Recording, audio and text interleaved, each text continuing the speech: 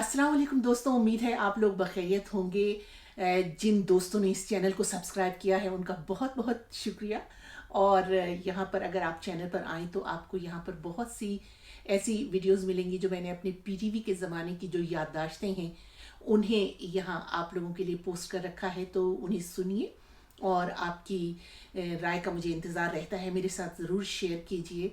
और आज भी मैं आपको ख़बरों के हवाले से ही 1985 के एक बहुत ही अहम और तारीख़ी दिन के बारे में आपको कुछ बताने वाली हूँ, और ज़रूर सुनिएगा।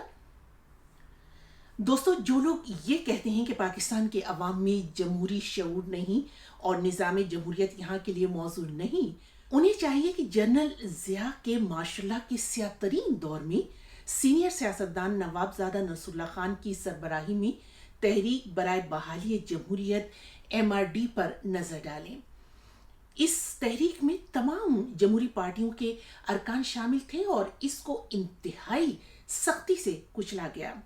ये तहरीक 1983 में शुरू हुई थी, जिसके दौरान हजारों सियासी कारकुन गिरफ्तार कर लिए गए, बहुत सौ को सियासी सरगर्मियों में हिस्सा लेने पर और मुजाहरे करने के जुर्म पर कोड़े तक मारे गए, और बहुत से जो सरगर्म कारकुन थे उनको कैदोबंद की सऊबतें भी उठानी पड़ी, जिसके दौरान उनको इबरतनाक सजाएं दी जाती रहीं और पीपल्स पार्टी के कई कारकुनों को तो फांसियां तक दी गईं। इस सब के बावजूद लोग जो जमहूरियत के हामी थे और जो जमहूरियत के लिए सरगर्म थे और चाहते थे कि मुल्क में माशाल्लाह ख़त्म होकर जमहूरियत वापस आए, वो लोग खामोश नहीं बैठे। तो लिहाजा इस सब का नतीजा ये निकला कि सदर जनरल ज़ियाउल हक को 1985 में आम इंतखाबात का ऐलान करना पड़ा। बेनज़ीर भुट्टो ने अपनी खुद नविश्त मशरिक़ की बेटी में ये लिखा है कि जनरल ज़िया पर अमेरिका और मगरबी मुल्कों की जानिब से भी दबाव था और यकीनन होगा, मगर ये इंतखाबात गैर जमाती बुनियादों पर करवाए गए और ज़ाहिर है इसका सबसे बड़ा मकसद जो था वो ये था कि पीपल्स पार्टी को इंतखाबात से दूर रखा जाए, जिसके लिए हर किस्म की हर मुमकिन कोशिश की गई। जनरल ज़िया के इन्हीं हथकंडों के बाइस तहरीक बराए बहाली जमहूरियत MRD ने इंतखाबात का बायकॉट कर दिया, मगर इसका नतीजा फिर ये निकला कि कौमी पार्टियों के सियासी मैदान में ना होने के बाइस लिसानी और मजहबी पार्टियों को ये सियासी मैदान यानी कि इंतखाबी मैदान बिल्कुल खुला मिल गया और यूं एक गैर जमाती कौमी असम्बली वजूद में लाई गई। सदर जनरल ज़ियाउल हक के चुनिंदा सिंध के एक काश्तकार सियासतदान मोहम्मद खान जुनेजू ने 23 मार्च को वजीर आजम के ओहदे का हलफ उठा लिया। बज़ाहिर ये एक बेइख्तियार सी असम्बली लगती थी, क्योंकि ज़ाहिर है कि जमाती बुनियादों पर नहीं थी, मगर सदर जनरल ज़ियाउल हक को 8वीं तरमीम मंजूर करवाने के लिए खासी दुश्वारी पेश आई। इस तरमीम में जनरल ज़िया के मार्शल्ला नाफिज करने और इस दौरान उनके तमाम गैर आइनी इक़दामात की तौसीक़ के अलावा जनरल ज़िया के मुतालबे पर सदर को असम्बलियाँ तोड़ने, सूबों के गवर्नर और सबसे बढ़कर आर्मी चीफ की तकर्री करने के इख्तियारात तफवीज़ किए गए थे। 8वीं तरमीम, जिसको आइन का एक सियाह बाब कहा जाता है, इस पर कई दिनों तक बहस और मुबाहिसा होता रहा और ये खबरें भी मिलती रहीं कि असम्बली में इसकी यानी इस तरमीम की मुखालिफत की जा रही है। मार्च की एक खुनक रात मुझे बहुत अच्छी तरह से याद है कि मैं रात 11 बजे रेडियो पर अपना बुलेटिन पढ़कर बाहर निकली, तो ये पता चला कि अभी ये ट्रांसमिशन जारी रहेगी और जो न्यूज़ का पूरा अमला था उसको ये अहकामात मिले कि अभी जब तक अगले अहकामात ना आए उन्हें यहीं पर यानी रेडियो स्टेशन की इमारत के अंदर ही रुकना होगा। असेंबली में मौजूद हमारे रिपोर्टर्स की ये इत्तला थी कि अगर आज असेंबली ने जनरल ज़ियाउल हक के मुतालबे पर 8वीं तरमीम को मंजूर न किया तो जनरल ज़ियाउल हक आज ही असेंबली तोड़ने का ऐलान कर देंगे। लेकिन फिर हमें रात को 1:30 बजे ये इत्तला मिली कि 8वीं तरमीम मंजूर हो गई है, जिसके बाद जाहिर है कि हम सब लोग अपने घरों को रवाना हो गए। सीनियर सियासतदान जावेद हाशमी ने अपनी किताब हाँ मैं बागी हूँ में ये लिखा है कि शेख रशीद ने, जो उस वक्त रुकने असम्बली थे, जो अब भी हैं और उस वक्त भी थे, उन्होंने रात 12 बजे असेंबली में आकर बताया कि टैंकों ने असेंबली की इमारत को अपने घेरे में ले लिया है। बाद में रुकने असेंबली बेगम आबदा हुसैन ने भी बीबीसी उर्दू से ये गुफ्तगू करते हुए इसकी तौसीक की कि शेख रशीद ने निस्फ शब के करीब हॉल में आकर वजीर आजम जुनेजो को बताया कि उन्होंने असेंबली की जानिब टैंक्स बढ़ते हुए देखे हैं, जिसका मतलब ये था कि अगर अरकान असेंबली ने आज रात 8वीं तरमीम मंजूर ना की तो असेंबली तोड़ दी जाएगी, और जिसके बाद जाहिर है कि 8वीं तरमीम मंजूर हो गई।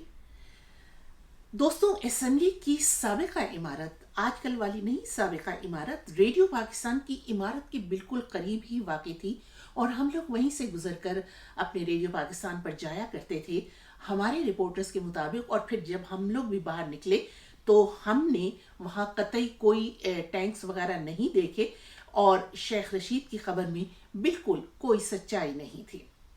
बहरहाल 8वीं तरमीम में जनरल ज़िया के तमाम गैर आइनी इक़दामात को कानूनी करार दे दिया गया।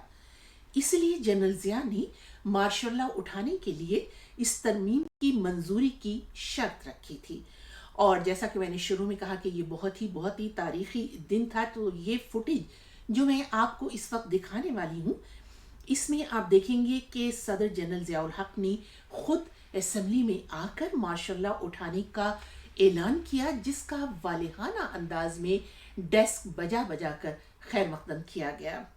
तो चलिए अपनी तारीख के इस अहम तरीन बाब पर एक नज़र डालें, और हाँ, आपकी राय का मुझे इंतज़ार रहेगा।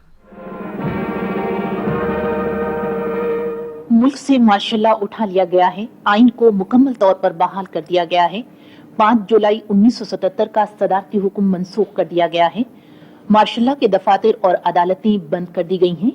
फौजी अदालतों में ज़ेर समात मुकदमात सिविल अदालतों को मुंतकिल कर दिए गए हैं, मां सिवाय चंद अहकाम और जवाबित के जिन्हें पहले ही आईनी तहफ़्फ़ुज़ दिया जा चुका है।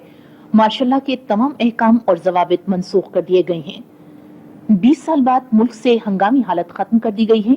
आवाम के तमाम बुनियादी हुकूक बहाल कर दिए गए हैं और सिविल अदालतों की बालादस्ती कायम कर दी गई है।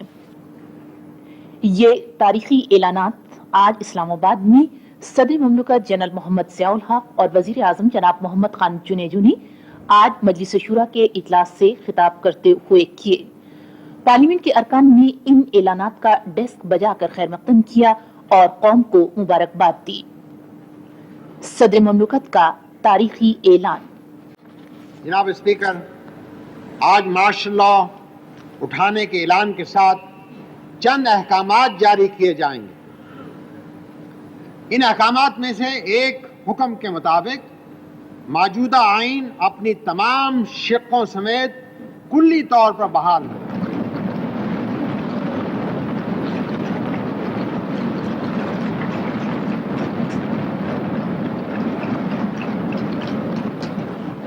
दूसरे हुक्म के जरिए चीफ मार्शल लॉ एडमिनिस्ट्रेटर का वो हक मनसूख कर दिया गया है जिसके तहत वो फौजी अदालतें कायम कर सकते थे। लिहाजा फौरी तौर पर फौजी अदालतें ख़त्म कर दी गई हैं।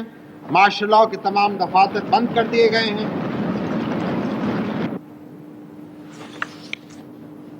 मार्शल लॉ के तमाम दफातर बंद कर दिए गए हैं और मार्शल लॉ के तमाम अहकाम और ज़वाबित मनसूख कर दिए गए हैं, सिवाय उन चंद अहकाम और ज़वाबित के जिन्हें पहले ही आईनी तहफ़्फ़ुज़ दिया जा चुका है।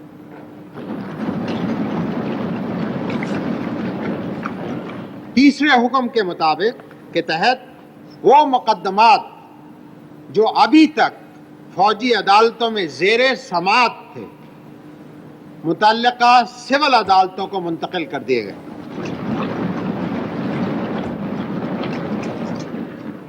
एक हुक्म के मुताबिक फेडरल इंस्पेक्शन कमीशन को प्राइम मिनिस्टर इंस्पेक्शन कमीशन में बदल दिया गया। अब ये इदारा जनाब वजीर आज़म की निगरानी में काम करेगा। چوتھے اور سب سے اہم حکم کے تحت 5 جولائی سن 1977 کا صدارتی اعلامیہ یعنی پریزیڈنٹس پروکلیمیشن آف 5 جولائی 1977 فوری طور پر ختم کر دیا گیا.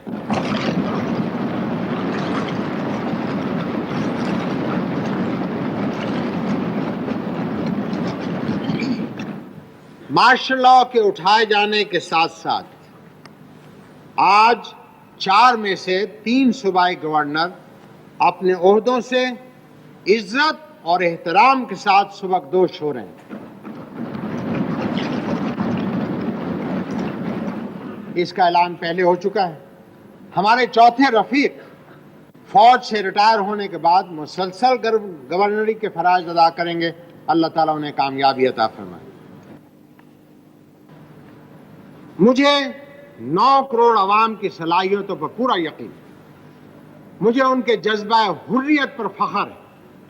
مجھے ان کے احساس جمہوریت پر پورا اعتماد ہے. میں ملک کی باغ ڈور ان کے سپرد کرتا ہوں اور آج 30 دسمبر 1985 کو ابھی اور فوری طور پر اپنی تقریر ختم ہونے کے بعد اس معزز ایوان کے سامنے مارشل لاء اٹھانے کا اعلان کرتا ہوں.